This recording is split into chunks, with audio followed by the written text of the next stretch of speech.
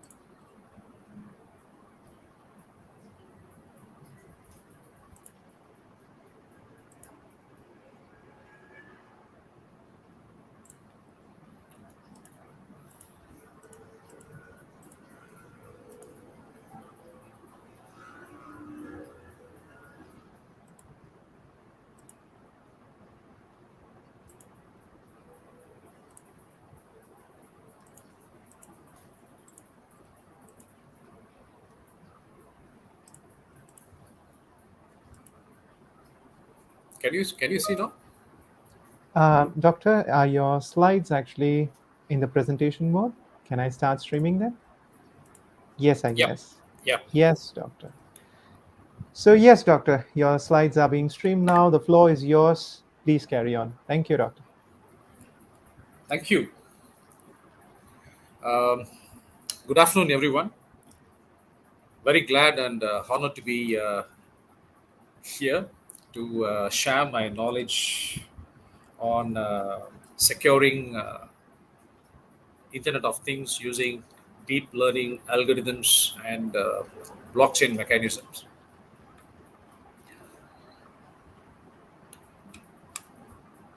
We have gone through different eras of computing.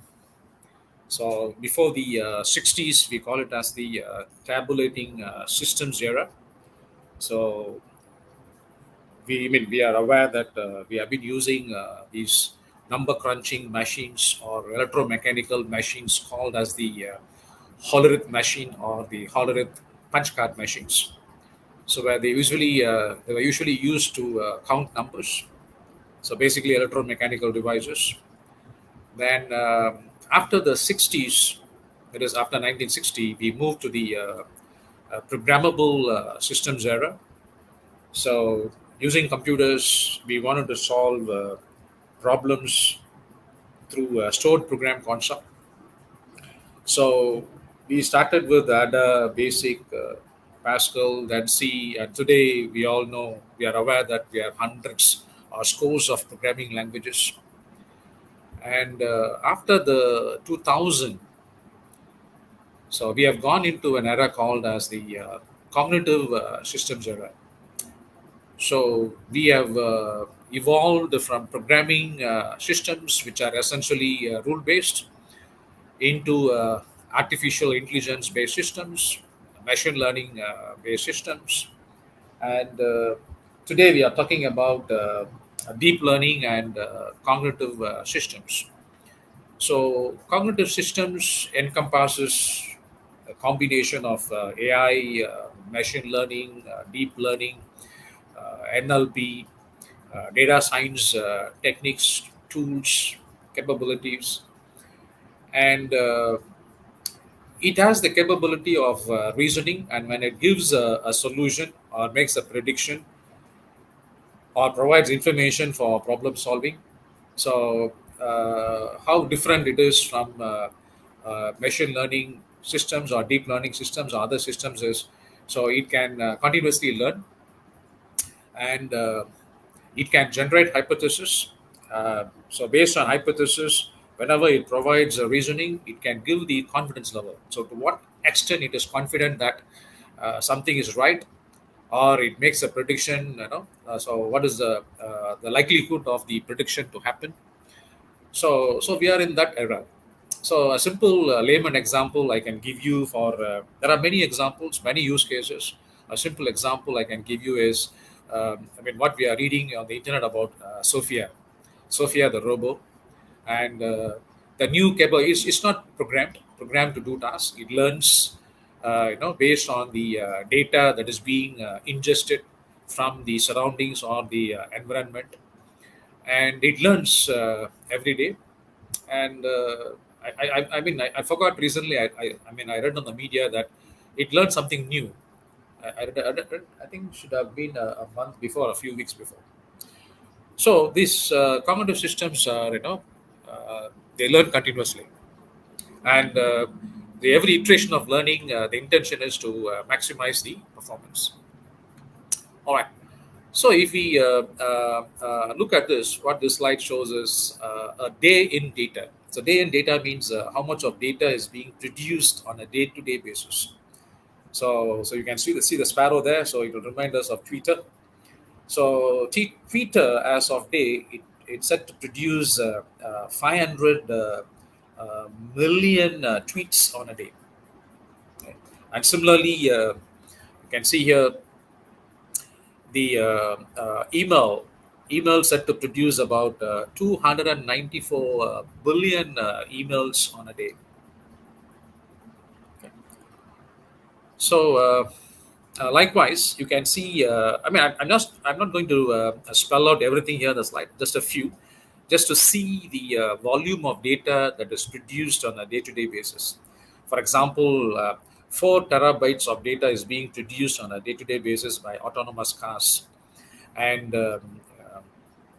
65 billion messages sent over WhatsApp. 94 million photos and videos are being shared on Instagram. Likewise, they expect that by 2025, you can actually click this link later. The slides will be shared. If you click this link later, you can actually see a bigger picture of what you're seeing in the slide. So you can read all these, the fine prints. You can read it very, very clearly. So the message here is, by 2025, 463 exabytes of data is expected to be produced. Okay, on a day, 463 exabytes of data is expected to be produced. So when we say exabyte, it's going to be about 1,000 power. One followed by one, two, three, four, five, six, six. These are 18 zeros. The table is here, but I know it's fine print. It's maybe difficult to read. Okay, so we go about. As of today, we go up to 1 yottabytes of data. So, on a day, this is going to be a large volume of data. That's why we are talking about big data and all that today. So what this has to do, so we are actually going towards that. Okay, so large volumes of data is going to be produced by these connected devices, and there is also a talk about the capability of the machines, because we are talking about the learning algorithms, right? Learning algorithms in terms of machine learning, deep learning, and all that. So this scientist, or this gentleman, Ray Kurzweil, predicts that by 2050, you can see it here, somewhere about 2050 or 2055, the singularity will be reached. Okay, so what do we mean by singularity? Singularity means, he says that singularity is near when humans transcend biology. When humans transcend biology means humans will be able to develop machines that, as a network, will be more capable in terms of thinking or intelligence than a collection of human beings put together. And that's what this picture symbolically means. Okay, and he predicts this to happen in somewhere in 2050 or 2055. I mean, you can read this book; it's very interesting. The Singularity is near when humans transcend biology, written by Ray Kurzweil. And he also talks about I mean, this book, as it's not recent, is bit old, but still the message that he has conveyed still stands, and it's a bit scary as well, the prediction that he makes. So he also talks about narrow AI, broad AI, and general AI. So we have moved from narrow AI. I mean narrow AI. So narrow AI means they are discrete. Discrete means they are specific to a single task or single domain. And of course, it uses a large amount of data that we know. Any machine learning algorithm is going to use large amount of data. And from narrow AI, we have moved towards broad AI. So broad AI is going to be not discrete solutions. It's going to be multitasking, multi-domain, and the algorithm can learn with less data. And we are moving towards general AI. So general AI is the early cognitive computing systems that we are talking about. Because as of today, cognitive computing is also very domain specific, and it is not general purpose. Okay, so he's imagining this general AI to happen. That when the singularity has been reached.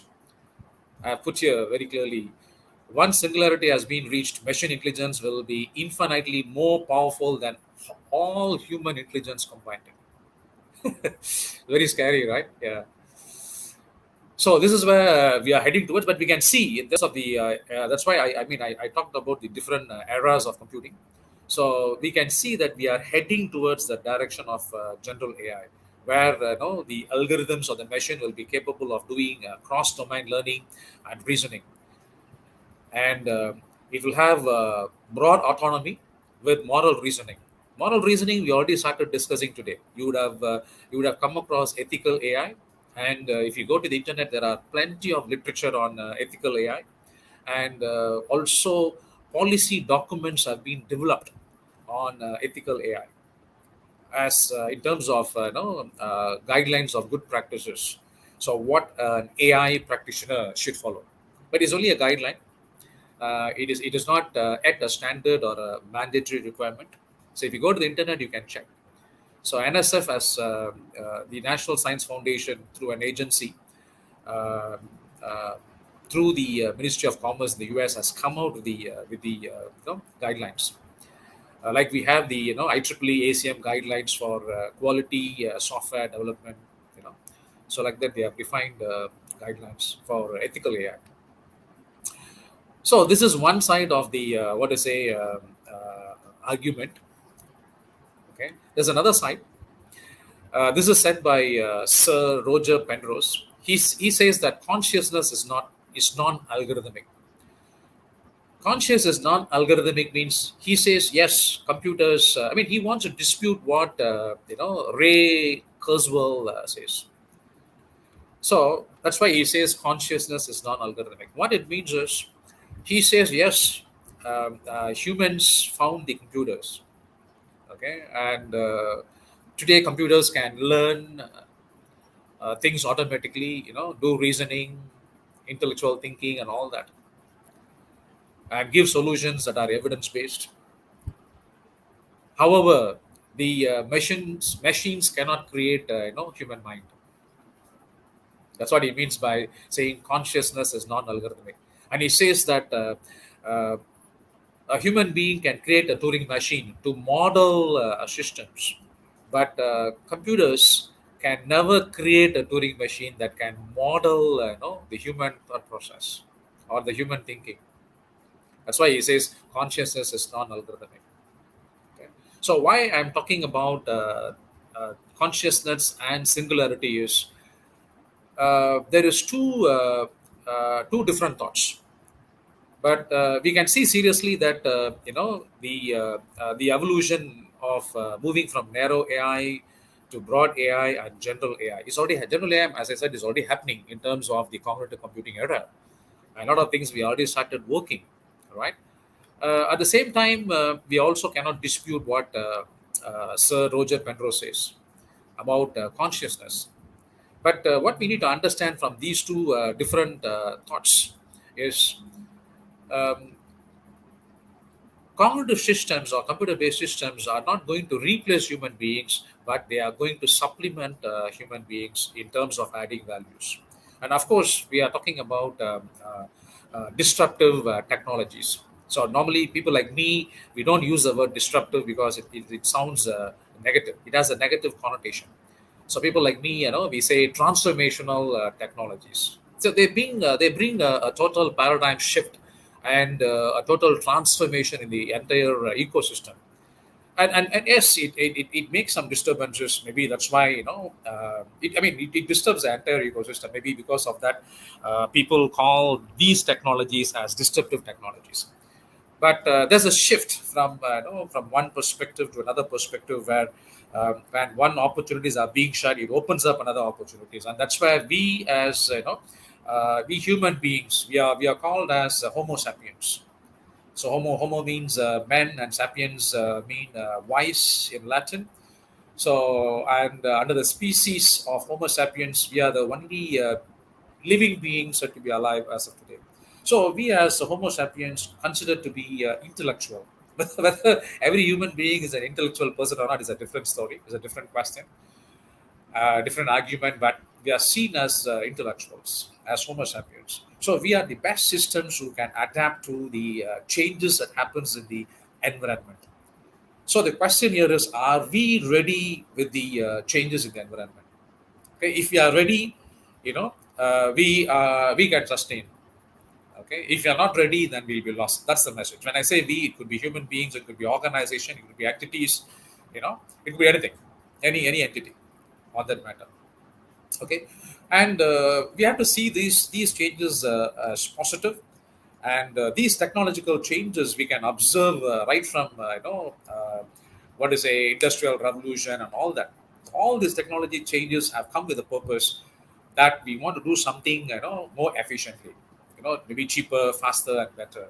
I mean, we also say this. I say this often: technology is meaningful only when it reaches the people, right? Otherwise, what is the? It may be a sophisticated technology, but what is the purpose of it if it doesn't, meets the purpose of the community?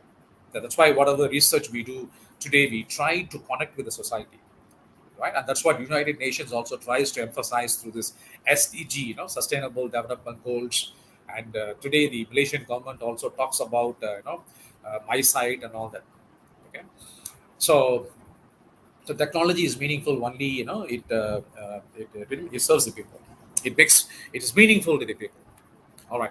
So now I am going to with this with the preparedness. Are we with the question of are we prepared with these changes? So I'm jumping into my topic of securing IoT. Yeah.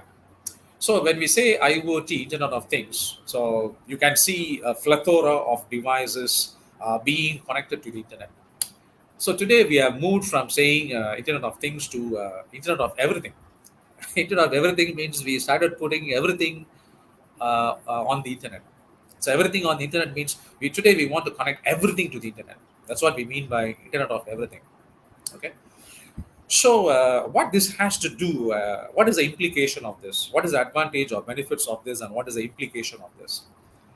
So if we, my specialization is advanced computer networks. I got interested and fascinated into networks because networks is basically connectivity. Whether you are seeing networks philosophically or in terms of computer science, it is basically connections. Okay, and philosophically or economically, it is said that connectivity or increased connectivity leads to increased capacity. Okay, and increased capacity leads to increased productivity.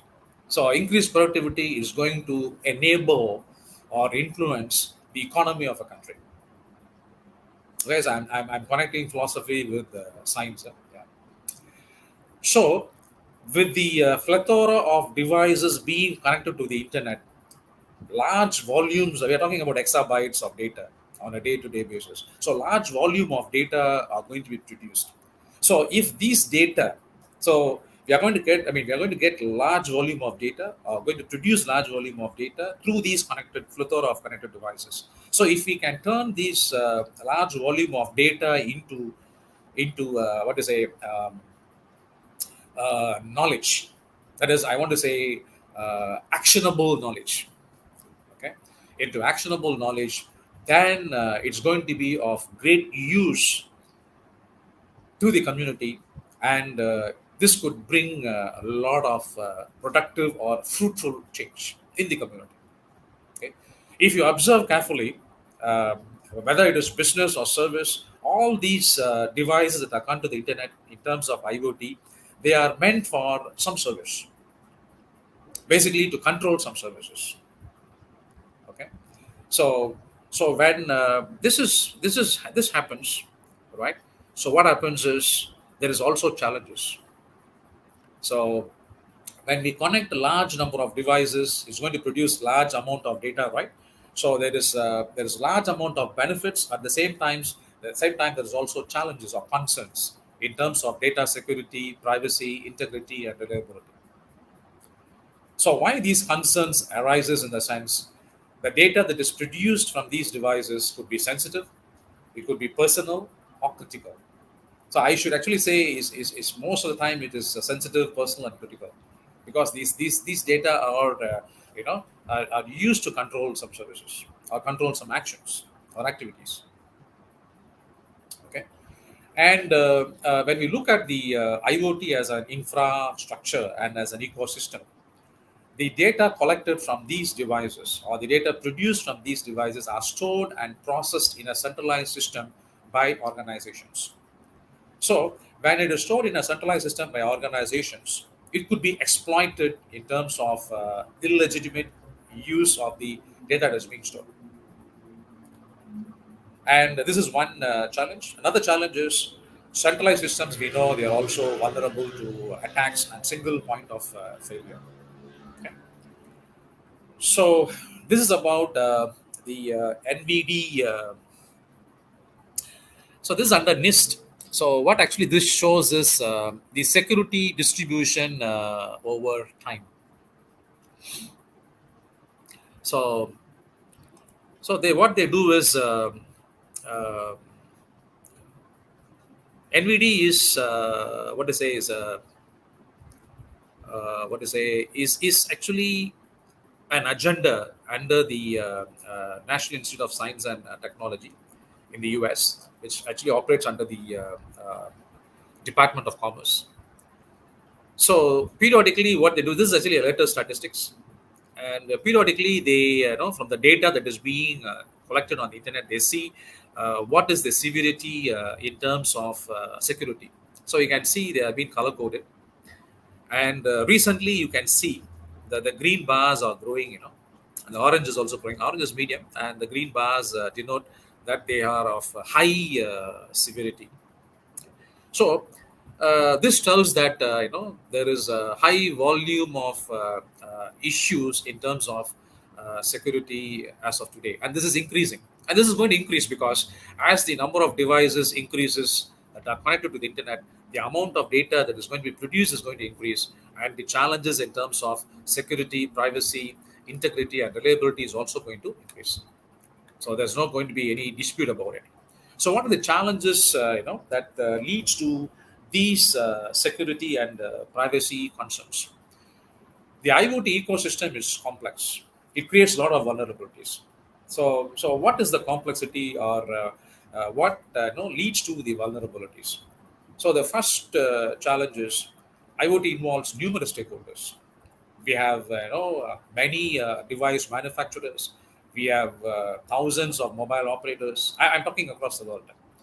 So we have many manufacturers, I mean device manufacturers, many mobile operators, many software developers, software vendors, and the technology that is used to access these devices. So we call them as access technology providers. So we have more, but these are the main stakeholders. So we have numerous of them, and the application domains that IoT is put into use is also numerous. I've just mentioned a few, and it's not exhaustive: manufacturing, utility management, agriculture, healthcare, etc.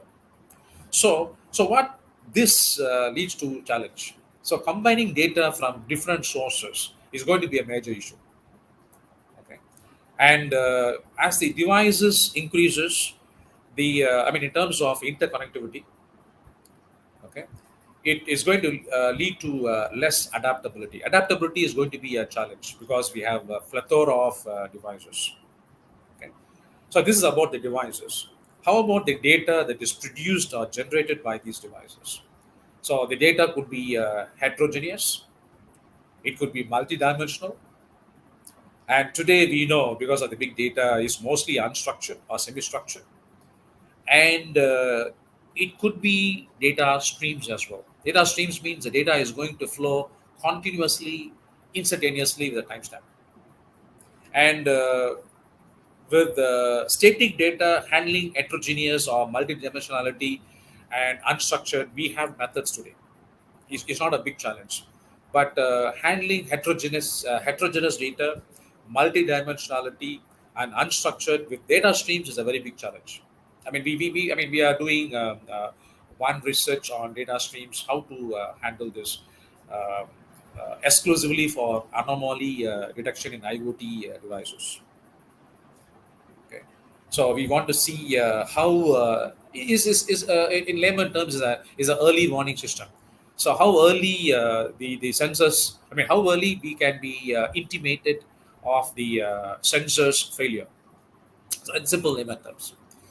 So today we know even in all high-end cars there are so many sensors, and we switch on your ignition, a huge number of lights flash up on the dashboard. So they all are controlled by sensors. So how we can be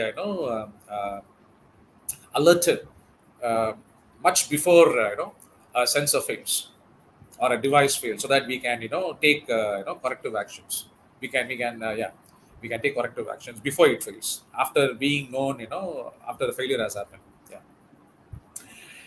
Then we have no common standards or framework or technical solutions available as of today from the industry. To my knowledge, we have this ISOC. The Internet Society has developed a IoT Trust Framework. IoT Trust Framework version 2.5. That is a recent framework that we have in existence. And this framework even is only outlines the principles that could be followed in securing IoT devices. It basically provides guidelines on before the device is being sold, revealing what is the level of security, what is the guidelines to be followed in patching up the software, and yes, etc. So it's basically it's only outlined. It's not a standard or a policy document. Yeah. So when we say this, it is subjective for organizations whether they want to follow this or not. It's not a mandatory procedure or a policy that has to be followed by countries or governments or vendors. Yeah. And because of these, there is a multitude, I mean, multiple types of security attack surface. There are many unknown attacks, and this attack surface and unknown attacks are going to increase as more devices are going to be connected. So that's why when we say Internet of Everything, right? We are trying to put everything on the internet. So new devices or even existing devices that were not formally connected to the internet, maybe in the near future will be connected to the internet. Okay. Yeah. So to me, I mean, I feel and I can see that everything is being connected today. That's why connectivity plays a very important role. Yeah, in the society. So, and also the IoT security requirement spectrum. Later we will see the end-to-end security in IoT is going to be very challenging. Even though there are a lot of research today talking about the challenges and also proposing solutions, we haven't seen any solutions materialized to say end-to-end security. So many are still hypothetical or or conceptual or just a proposal. Okay, how to handle end-to-end security in IoT, and we continue with the challenges. So we another thing is IoT devices are often not designed and or deployed with security in mind. Okay, so major reason is again this is evolution. maybe the speed at which we evolved. So vendors wanted to rush, and we also get carried away with the wind. When new technology comes, we also want to adapt to new technology, so that we don't want to left out. We don't want to be left out. So we also want to move with a quick change. And most of the IoT, I won't say all, because an autonomous car is also considered as an IoT, right? So, but we are talking about the constrained IoT devices. Constrained in the sense, most IoT devices are constrained. For example, most of the time it is sensors or RFID devices, or the device itself is very small. So it doesn't has enough capacity in terms of processing power or in terms of storage capacity. Okay. So when data is being sent out from these devices, there is no encryption, and nobody monitors the transport or the traffic of this data, so it is not protected. So nobody monitors means nobody manages it. Okay. And there are no methods to identify or categorize or manage new devices when they are connected to the IoT. Okay, because there could be rogue devices. We call them as illegitimate devices, because since it is unmanned, and it is going to be in remote locations where human beings have access to, nearby access to, so anybody can join the network in an IoT. Okay. So we need to what to say segment critical resources on the network. That is, we need to identify who can access the network and who can access the device. At the same time, those who can access the device, what privileges they have. So what they can access, and something like access control list. Okay. And uh,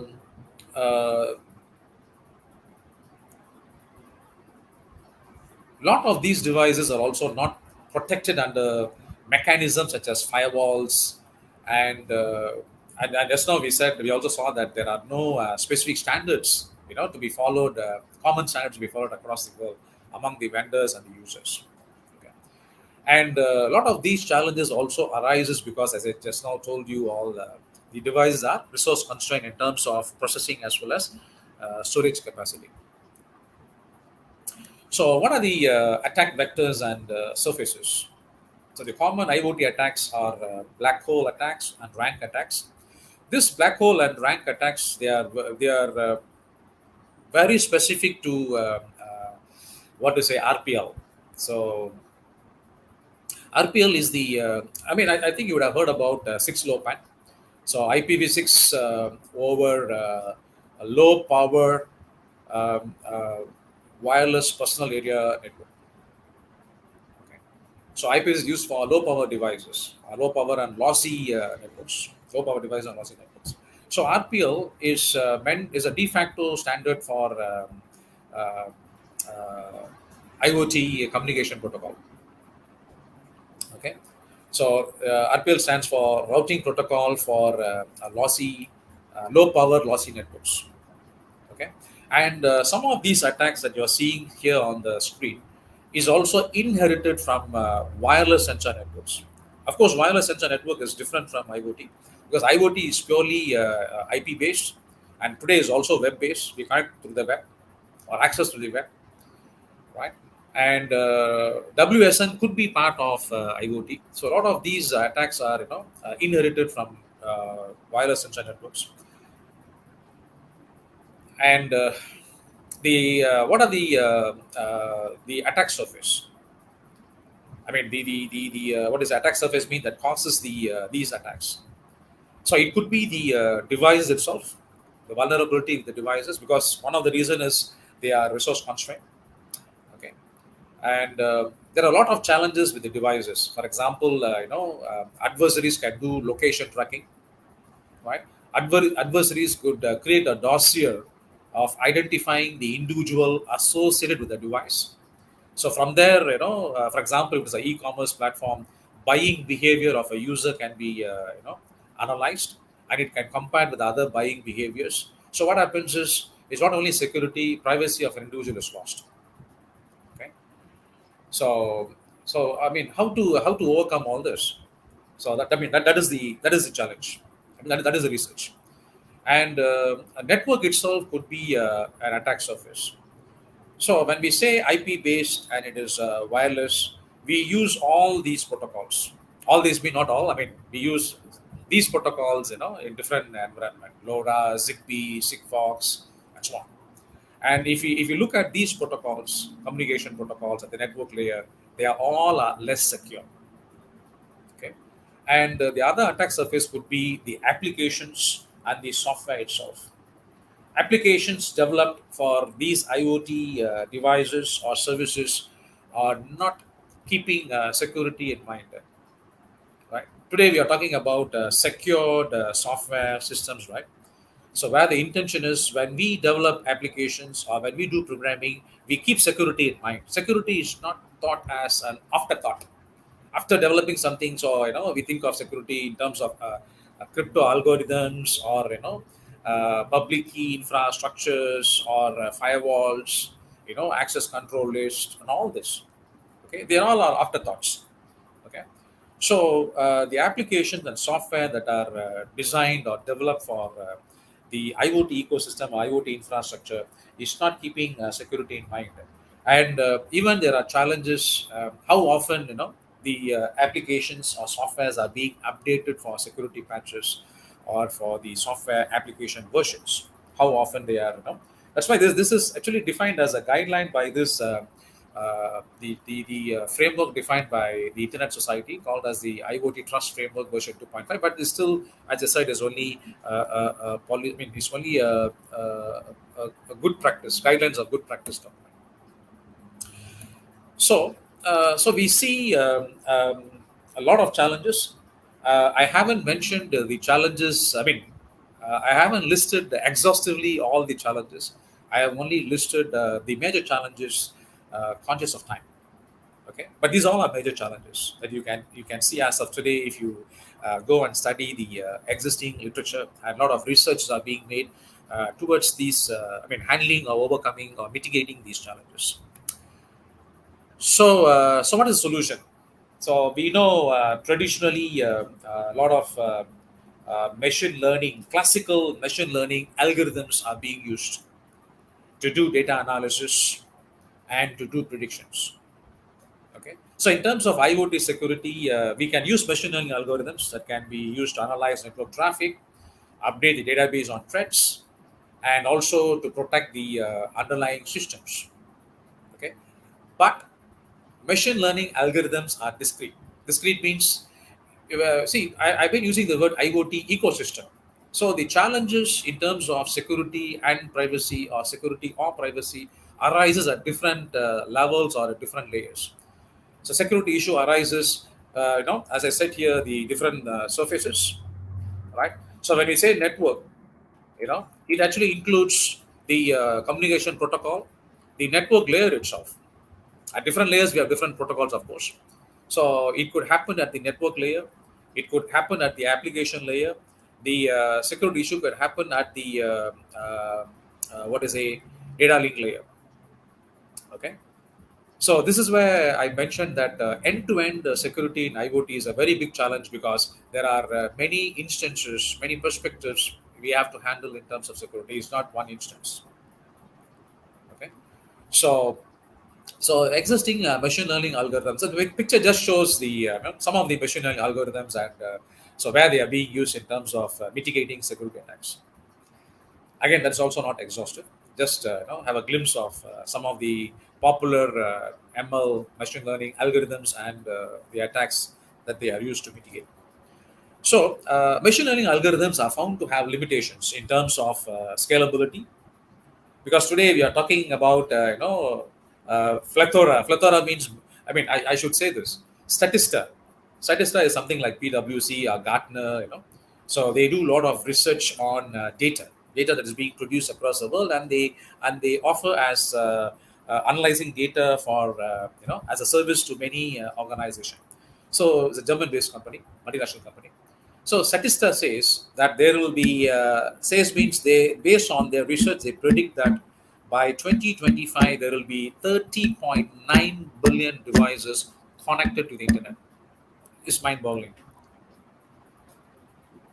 Okay. So what happens is, what I'm trying to say is, the number of devices that are going to be connected to the internet and interconnected. When you say connected to the internet, automatically they are going to be interconnected because internet itself is distributed, right? Yeah, it's a very good example for a distributed network. So when we say connected, it's going to be interconnected as well.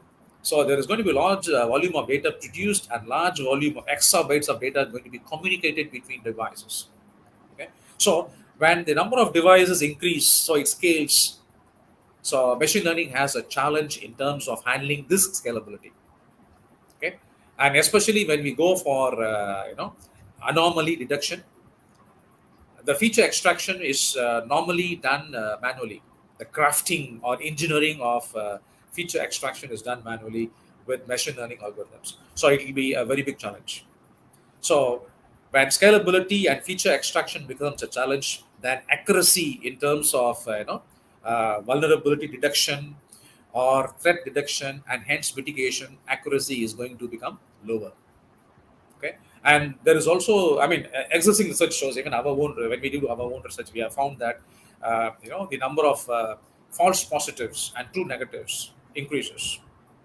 So the probability of having a high number of false positives and true negatives increases. So we also have a challenge of developing suitable models for processing data because we have diverse IoT applications, and hence the challenges are also diverse. Okay, and with machine learning, I think you should be aware that a lot of anomalies can be created by the machine learning algorithm itself. So here, the machine learning algorithm, even deep learning for that sake, is also a vulnerability in terms of creating anomalies. People can manipulate the algorithm. Yeah, that's what is being done today in terms of morphing and all that. Oh, okay. When it comes to morphing, I should say that. So, machine learning algorithms are also vulnerable to this morphing. So, we have text morphing, we have voice morphing, and today image morphing is becoming very popular because we are using facial recognition as a multi-factor authentication. So, people can morph two images, to falsify or to fool the system. Yeah. So deep learning is found to be promising when compared with machine learning. That's what the existing research and even our own research finding says. So it's preferred over machine learning algorithms because it can be used for vulnerability assessment as well as early detection and mitigation of IoT security attacks. So why, in the sense, deep learning algorithms works more efficiently than machine learning algorithms in terms of this, in terms of scalability. As the system scales, okay, deep learning algorithms are found to work more efficiently. And feature extraction is automated in deep learning; it is not done manually. Okay, and hence what happens is the accuracy is much more higher when compared to machine learning algorithms. So we have many deep learning algorithms. I just said mentioned here some of the common ones. Convolutional neural networks, as of today, which is very popular. We also have recurrent neural networks, Boltzmann machine, which is very specific. It can handle the stability of the network in terms of security attacks. Long short-term memory, currently very popular, LSTM networks. We also have GAN, generative adversarial networks, feed-forward deep networks, and deep belief networks. So of these, we have a recent study that shows that CNN combined with LSTM deep learning models to be promising. Okay, but the however, I need to caution. The only concern is it is promising in terms of accuracy. It's very it is evidence based in terms of research. Large number of data is available, so results are available. But only challenge is it is applicable. That's why I put here limited only to DOS, denial of service attacks on a network. In IoT we saw, right, we saw a plethora of attacks, many attacks in simple terms. So this is only very specific to DOS and DDoS. It doesn't, as of now, it doesn't handles the other attacks yet. Okay. So today we have blockchain. Sorry, something went messed up. The text got mixed up with the picture. I mean, it doesn't matter. I can still tell. So we all know what blockchain is. So blockchain is a distributed ledger technology, right? So when we say distributed, it is also what is a decentralized. So when it is distributed and decentralized, it is highly transparent, okay, and immutable. So immutable means any transaction or activity made on the blockchain cannot be reversed. So cannot be reversed means it cannot be altered or edited or modified or changed. Simple. Okay. So blockchain can be used to store the IoT data on a distributed ledger. So in essence, what blockchain is, that's why it got the name blockchain. So every transaction or every activity is going to be stored as a ledger. So ledger is basically a record of an activity. Okay. That's what we do manually those days, right? We have ledger records and ledgers, and we file them, right? And all information, transactions or activity, whatever it is.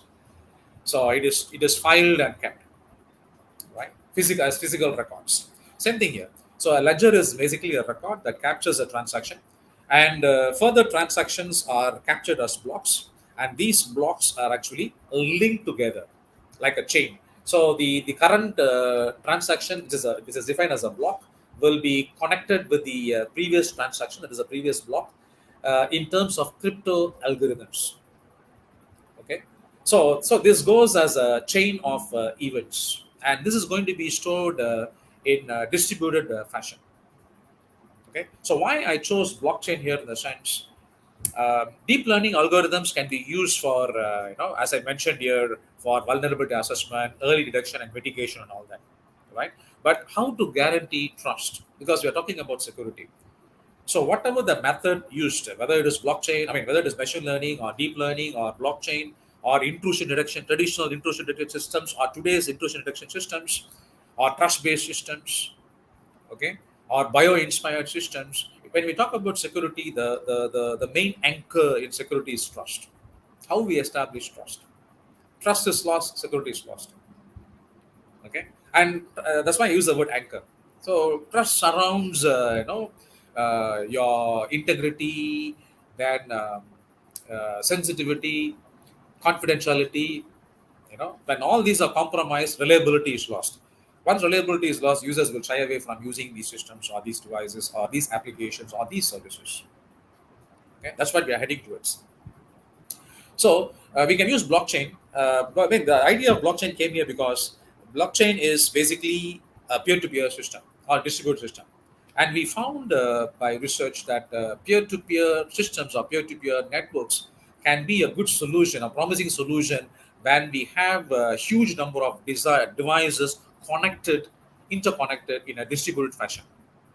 So your internet is distributed, your blockchain is distributed, IoT is also distributed. Okay, you see the commonality, yeah. But each of them have different what is a pros and cons, different advantages and disadvantages. So blockchain can be used to store this data that can guarantee authentication, authorization, privacy, confidentiality, and non-repudiation. How this comes with the technology itself, because the technology, we say, it stores transaction as a chain of events, and the chain is created by is established with crypto algorithms, and this is distributed across many servers or many machines, many locations. So why it is transparent?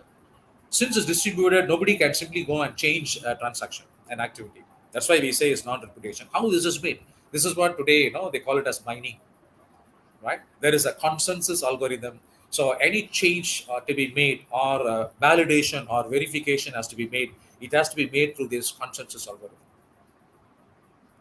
Okay, so by technology, blockchain guarantees, assures, better word, this authentication, authorization, privacy, confidential, non-reputation. So basically, security, right?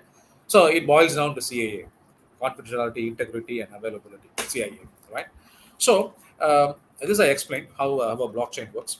So the message here is, machine learning algorithm has some advantage, and it is meant for a specific, I mean, deep learning, sorry, is meant for a specific purpose, that is for early detection and mitigation of security attacks.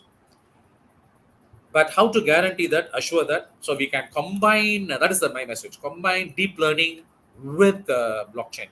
So when I say deep learning, there are a host of deep learning algorithms. So the current research says CNN and LSTM, when they're combined together, it is promising. So only limitation is it is very specific purpose. Specific purpose means it helps to solve only a particular type of attack. There are different types of attacks we saw here, and this is also not exhaustive. I mean, these are the popular ones. Popular ones means these all have very high severity in terms of implication. Okay, so it only handles DOS and DDoS on a network. So how about I mean, even our research that we did recently through one of my PhD students, it is only to cover black hole and rank attacks specific to RPL protocol. That's why I said it's very challenging to do to do end-to-end security on IoT. So we only took the RPL protocol because that is the de facto standard, and we proposed not machine learning, not deep learning, not blockchain. I mean, sorry, blockchain. We started with the blockchain, but we ended up with developing a trust-based a model, trust-based model, and results are very promising. We were able to detect and mitigate black hole attacks and rank attacks. So we can only do that. We can't solve the world's problem through a PhD research. And we have another research that looks into this particular issue, rogue devices.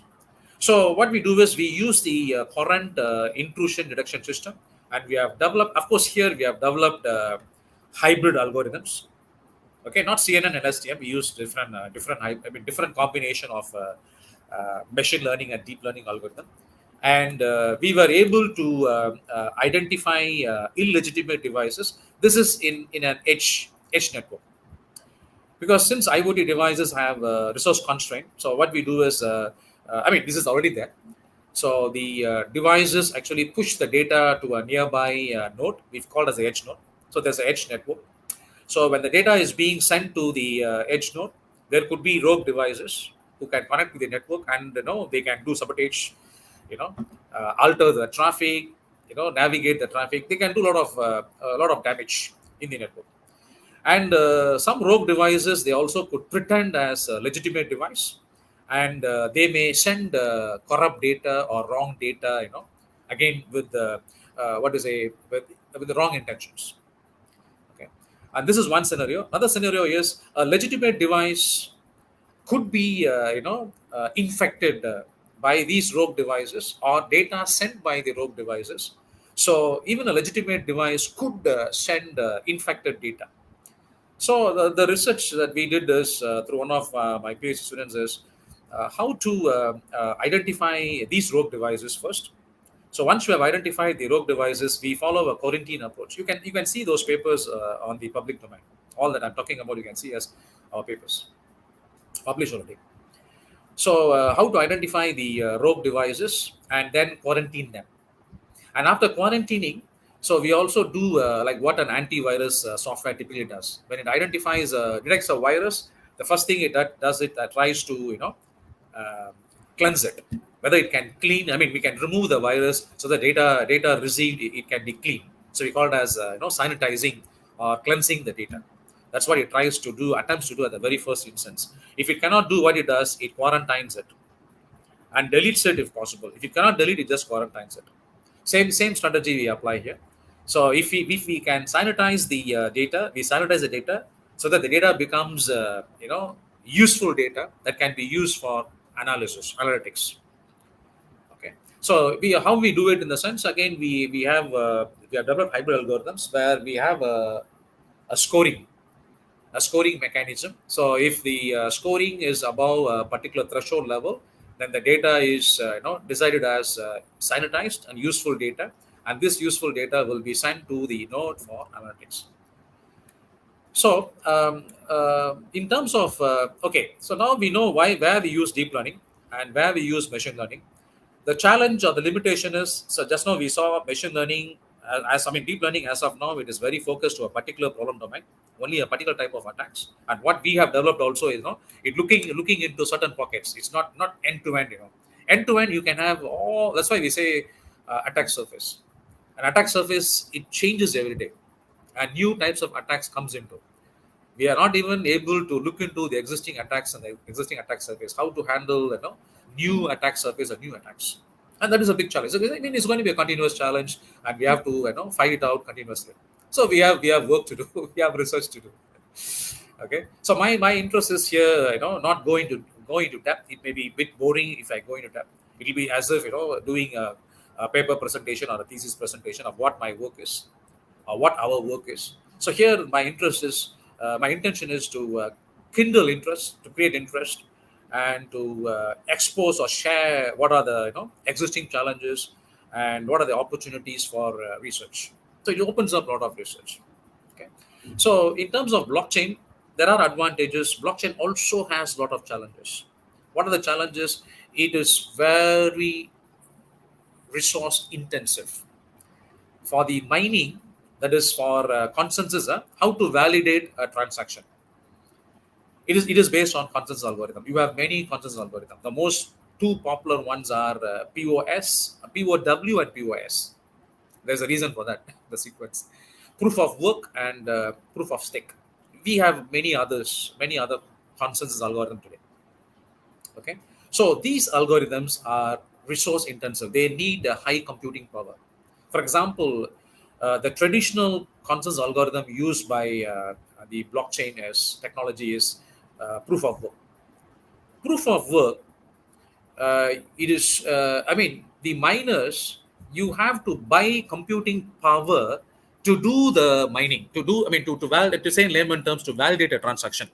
That's why you would have read in newspapers recently, in Johor and certain places, the police actually caught people stealing power.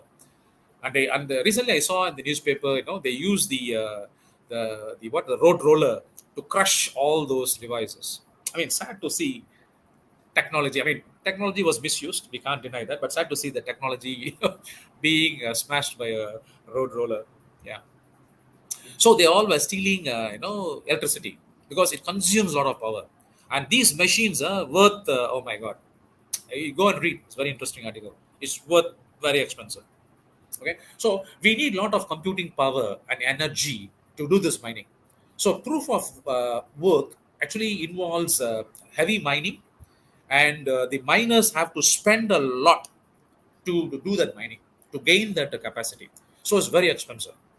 That's why, as an alternative, proof of stake came into existence. Proof of stake actually uses, I mean, for example, if I'm a miner, so I am eligible to validate, or I am eligible to mine a transaction based on the amount of bitcoins I own. Okay, and it also has an advantage because in consensus means many have to agree, right? Yeah, in commonality. So that's what consensus, right? So what happens if I mean there are many hackers who are miners? It's possible, and it has been made possible. So if 51% of the miners are hackers, then you can skew the decision of your validation or verification. So meaning they can take control of the blockchain network. Okay.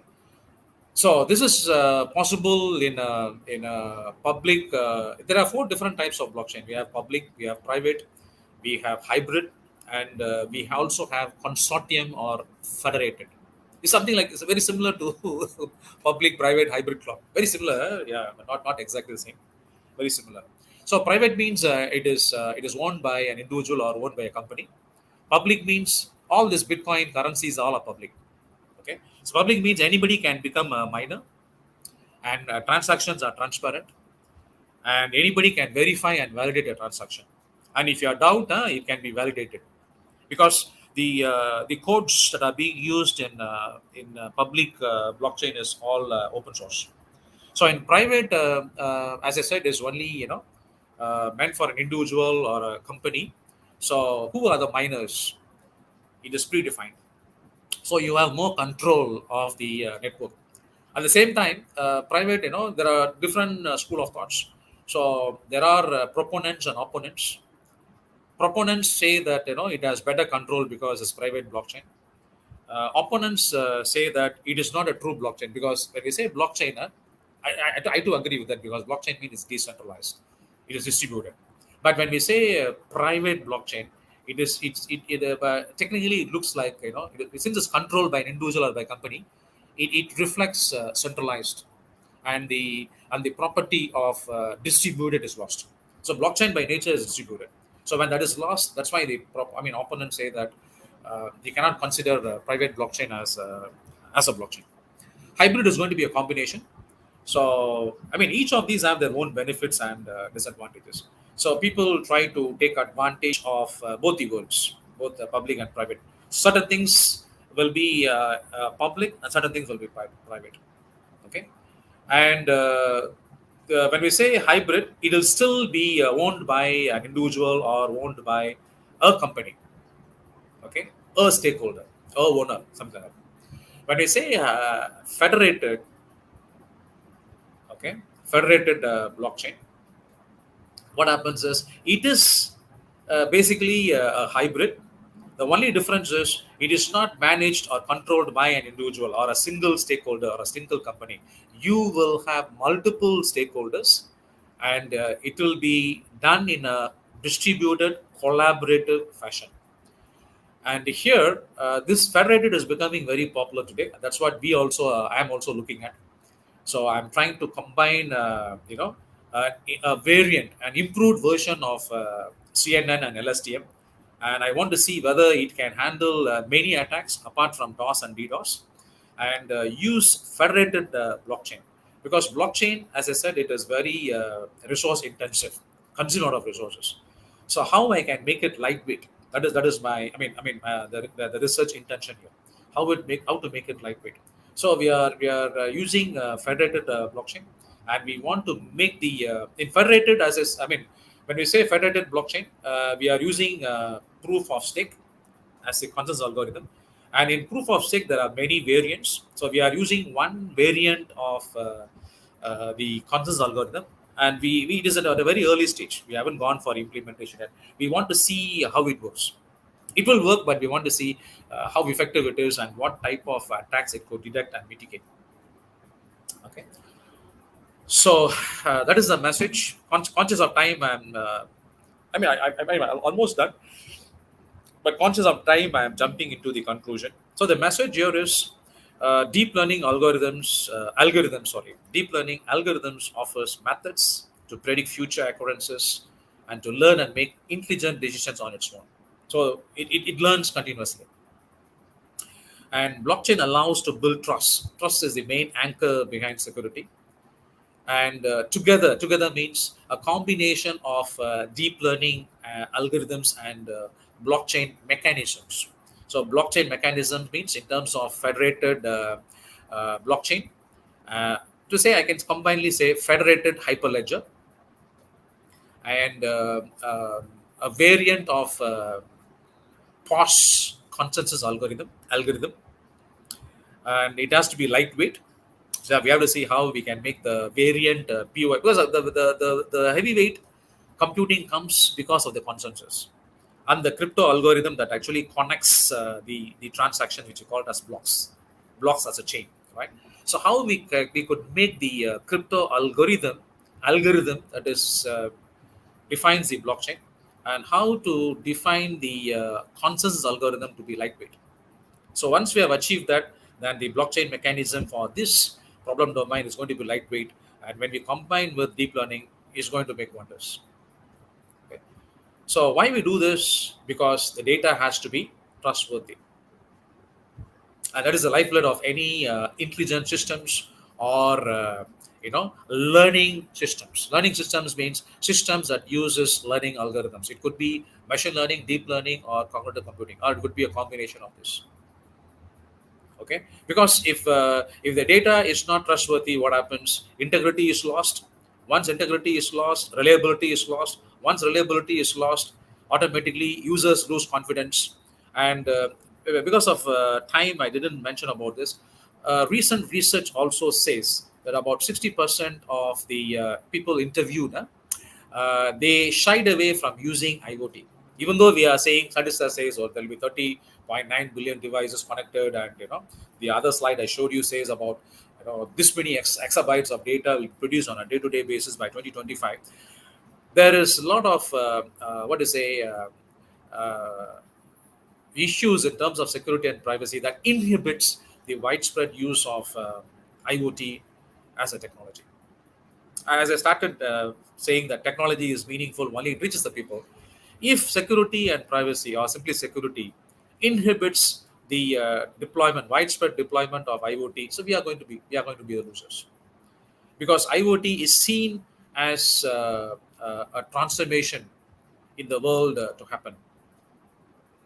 Okay, so is a transformation technology, and the convergence means combining the advantages of this, the synergism that we can achieve in terms of securing IoT would be very high. So that's my message.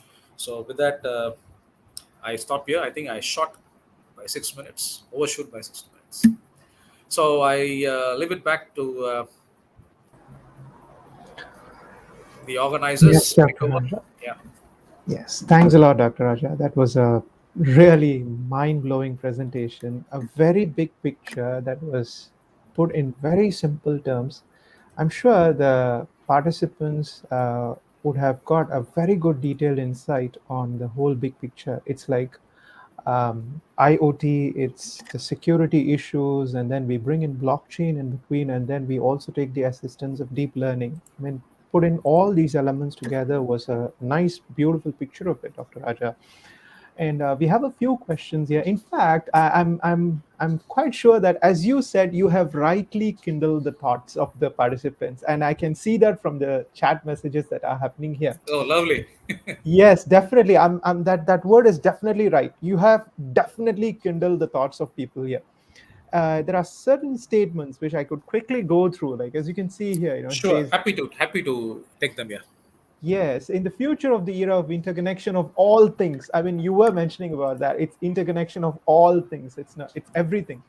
It's Yeah. not an easy for hackers to control the objects around us through computers. I mean, he's kind of affirmative, I guess. Zihao. Yeah. That's great. And then likewise, Haitham says security is its foundation. It's based on being secure or encryption that couldn't be compromised. And that's where, Dr. Raja, you were talking about blockchain coming in for added security, I guess. Yes, that's not a question again. That's an observation, and it's beautiful. Um, there are a few questions, though. There was one generic question. It's very general. How do you implement blockchain for IoT security? It's kind of very broad. Would you like to share a few words, Yeah, Doctor? yeah, I'm sure. I mean, I can understand um, where the question comes from. I mean, I view this way. This is my I observation. understand. Yes. How can we implement blockchain in IoT? Very simple. IoT, we know the IoT that we are talking about are those IoT devices that are resource constrained. See, for example, with an autonomous car, it is also seen as a device that is interconnected, right, with the internet. Yes.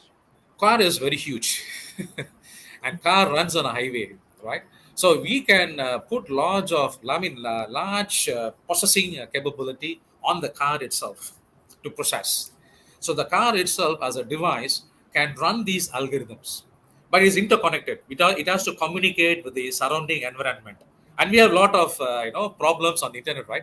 The trolley algorithm, and what happens, suddenly an object comes in, and the speed at which the object comes in, the autonomous car is not able to respond at an instantaneous time, to respond immediately to thwart that object, so it doesn't hits into danger.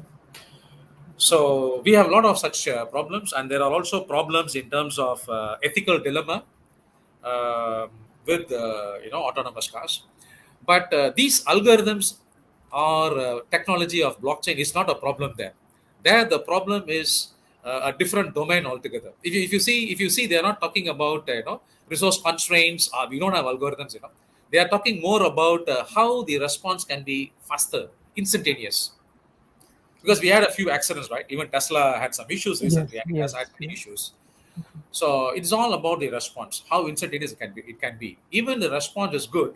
There are many ethical dilemmas. One common dilemma is, when somebody accidentally, it happens here.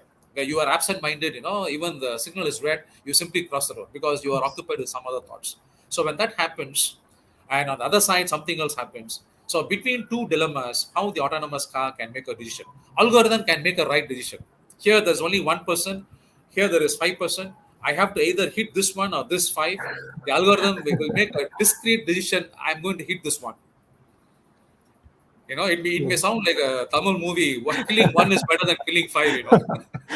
But ethically is wrong. Ethically So this wrong. is where That's this ethical. You should read ethical, ethical AI. It's mind ethical AI. blogging. There are Very a true about lot that. of ethical dilemmas. No need to talk about how accurately the algorithm can solve. So what I'm trying to The say is ethics of that it. is a different domain. So there, the Mm. algorithm is not an issue. Precision of the algorithm is not an issue, but The ethics and dilemma is ethics. an issue. The Right. security issue that we are talking about is with the devices, especially when they are Device. resource constrained. How a sensor, for example, I give you an example. I mean, with the person who have asked the question, and for the other audience as well. Recently, we have a project. It is at a very early stage. We have only made a proposal, so we are supposed to do some analysis and prepare a technical report for a company that actually has an electronic sickle. Say in layman terms, electronic device. Electronics. All right. Yeah, electronic device that can be used to cut the Cut. palm fruit Okay. from a palm oil tree. Okay, the cutting is not done by a machine. Still, you have a human component. A guy, with a crash helmet and all, he has a very long pole, a stick. Is an electronic stick. So at the end, you have the sickle, the knife that This can be used to cut the palm. palm fruit. The palm fruit, we know, is like a big bunch of small fruits, right? So this why it is electronic cutter in the sense. They call it electronic palm fruit cutter. Very simple. You don't have sophisticated name to it. It has many sensors, and there is a cable. We saw the video. We haven't seen in physically. We had to do a site visit because of the pandemic. We couldn't do a site visit, Mhm. and so we saw the video. The guy holding the electronic cutter, he plucks the fruit. Actually, the fruit Mhm. falls in a basket. I think nothing sophisticated, but there's a cable running from the electronic cutter, the pole, and he wears a backpack. I think some machine is inside, and they told us that they capture the data into a thumb drive, and they'll give the data. It's not wirelessly communicated. So data from the cutter sensed by sensors. It actually sends Then the data to the thumb drive. There is no processing, nothing. Storage, only capturing data and storage. Storage is through a thumb drive. So every day after the cutting is over, they will pass the thumb drive. We have to do analysis. So the data that is produced is just going to be numbers. Okay. great. So from this, we have to see, how is the productivity of the cutter, how many bunches he can cut on a day. So how big the bunches. So from the size of the bunch and how big the fruits are, we should be able to analyze with some other data, do some analysis and see the productivity. Productivity means the yield of oil. So if one bunch, this size of bunch, and each fruit of this big, and we also have to study the cutter when it cuts, it also can sense the stage of ripening of the fruit from its color, texture, and all that. So we have to analyze that, and based on that, we have to analyze what will be the yield of the data. So Productivity. here it is isolated, so there is no security issues. But this can be actually done, through a network, Hmm. because here he actually captures thumb drive and he has to pass a thumb drive. It still sounds Yes. like old days. I mean, Naushad True. should remember this. So salary when it's credited, I still remember my college. One guy from the finance will carry a diskette, take it to the nearest CIMB, give it, and then after 2 hours the salary will begin. Today is all done, second, 24 On by 7 online. internet.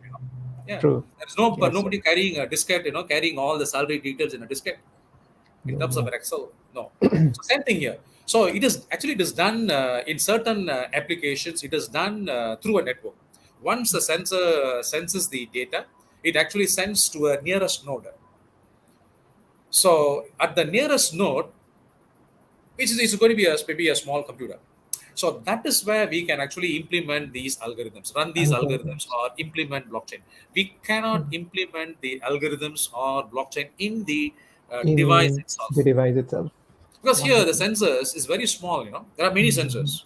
It Yep. captures all this data. It's all merely Mm. numbers. From these True. numbers we have to make analysis, and that's what I mentioned as actionable knowledge. So if I Mm. say, if this fruit bunch is of this big, and it can Mm. produce, one bunch can produce this much amount of oil, so how I can use that to to make the productivity to be high. So I have to go and investigate and see how I can make bigger branches and more ripened fruits that can yield. That can give better yield of oil. This is what I mean Definitely. by actionable knowledge.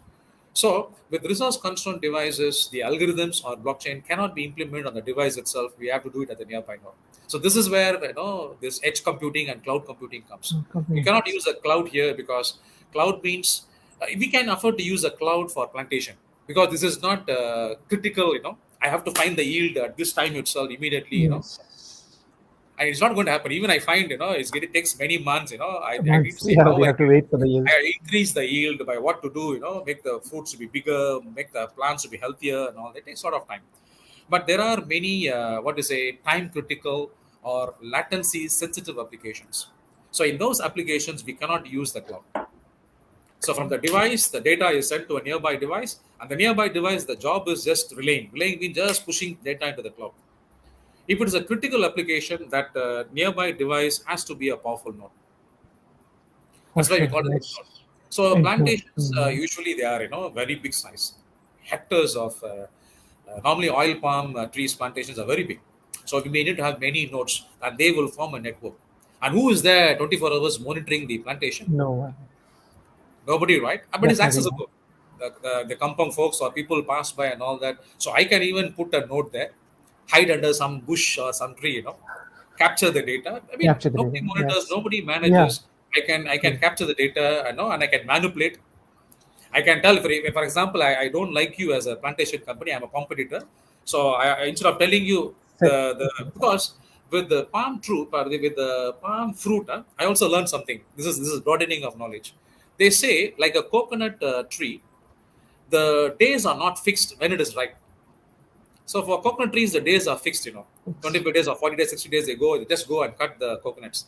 But for palm tree, they have to inspect it periodically when it is ripe and at the right stage to cut the palm fruit. So this is where again they are now. We also had a consultation, but it didn't do well. okay. Sending drones to every day, send then the drones go and sense the whether the fruit is ripe or not. It's a very big plantation. When the fellow tells, okay, it is ready for plucking the palm oil fruits, then the guys are sent with machines to go and cut the palm oil fruit. So Wow. what I'm saying is, so if I'm using if I'm a rogue, right, I can put a rogue device and I can sense data, and what I can tell you is, as a sabotage, I can keep telling you the fruit is not ripe yet, and I may even go and cut the fruit. No, really, recently, Wonderful, doctor. That's yeah, true. I mean, recently I that's saw companies that's true. That's advertising for possible. the durian fruit estates. Because of Yes. pandemic, people owners couldn't go and check the estate, or couldn't go and cut the fruits and all that. So Highly they plausible. actually offered these technology to them. They said you can Mm. remotely monitor the fruits when it is ripe. You can actually through a platform, you can invite local people who are willing to go and cut the fruit, you know and send it and all that. Oh, very very innovative thinking. Wow.